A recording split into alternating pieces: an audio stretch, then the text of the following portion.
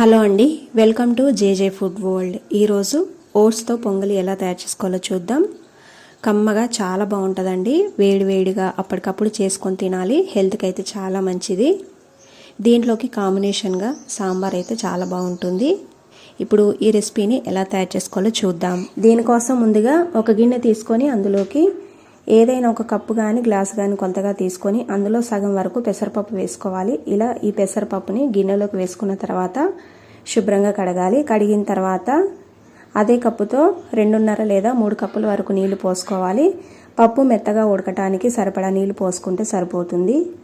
ఇలా నీళ్లు పోసుకున్న తర్వాత కొంచెం పసుపు, కొద్దిగా నూనె వేసి పప్పుని మెత్తగా అయితే ఉడికించుకోవాలి. ఈ విధంగా పెసరపప్పు బాగా మెత్తగా ఉడకాలి. ఇలా ఉడకబెట్టుకున్న తర్వాత దీన్ని పక్కకు పెట్టుకొని ఇప్పుడు స్టవ్ పైన వేరొక గిన్నె పెట్టుకొని దీంట్లో 2 టేబుల్ స్పూన్ల వరకు ఆయిల్ వేసుకోవాలి. ఆయిల్ ప్లేస్లో మనం నెయ్యి కూడా వేసుకోవచ్చు. ఇలా ఆయిల్ వేడైన తర్వాత దీంట్లో 1/2 టీ స్పూన్ జీలకర్ర, అలాగే 2-3 పచ్చిమిర్చిని సన్నగా కట్ చేసి వేసుకొని ఫ్రై చేసుకోవాలి. ఇలా ఫ్రై చేసుకున్న తర్వాత దీంట్లో పచ్చి బఠానీలని ఒక సగం కప్పు వరకు వేసుకోవాలి. అలాగే ఒకటి పెద్దది క్యారెట్ని కూడా సన్నగా కట్ చేసి వేసుకోవాలి. ఇలా వేసుకొని వీటిని కొద్దిగా ఫ్రై చేసుకోవాలి. అలాగే మన దగ్గర జీడిపప్పు ఉంటే జీడిపప్పు పలుకులను కూడా వేసుకోవచ్చు. ఇలా ఫ్రై చేసుకున్న తర్వాత దీంట్లో కొన్ని మిరియాలను తీసుకొని కచ్చపచ్చగా దంచి వేసుకోవాలి. వీటిని మన ఘాటుకు సరిపడా వేసుకోవాలి. ఇలా వేసుకున్నాక 1/2 టీ స్పూన్ ఇంగువ కూడా వేసుకొని లైట్గా ఫ్రై చేసుకోవాలి. ఇలా ఫ్రై చేసుకున్న తర్వాత ఇప్పుడు దీంట్లో మనం పెసరపప్పు తీసుకున్న కప్పుతోటే 3 కప్పుల వరకు నీళ్లు పోసుకోవాలి.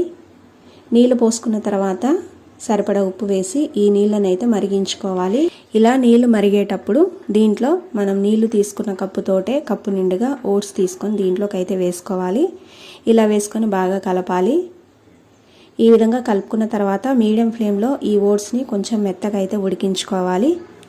ఇలా ఓట్స్ని ఉడికించుకున్న తర్వాత ఇప్పుడు దీంట్లో మనం ముందుగానే ఉడికించి పెట్టుకున్న పెసరపప్పు వేసుకోవాలి. ఇలా వేసుకొని ఒకసారి దీన్ని బాగా కలపాలి. కలుపుకున్న తర్వాత మీడియం ఫ్లేమ్లో కలుపుకుంటూ 2-3 నిమిషాల సేపు అయితే ఉడికించుకోవాలి.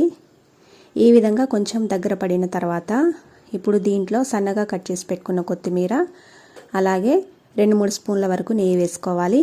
ఇలా వేసుకొని మరొకసారి బాగా కలపాలి. ఇలా బాగా కలుపుకున్నాక ఇంకొంచెం దగ్గరగా అయితే ఉడికించుకోవాలి.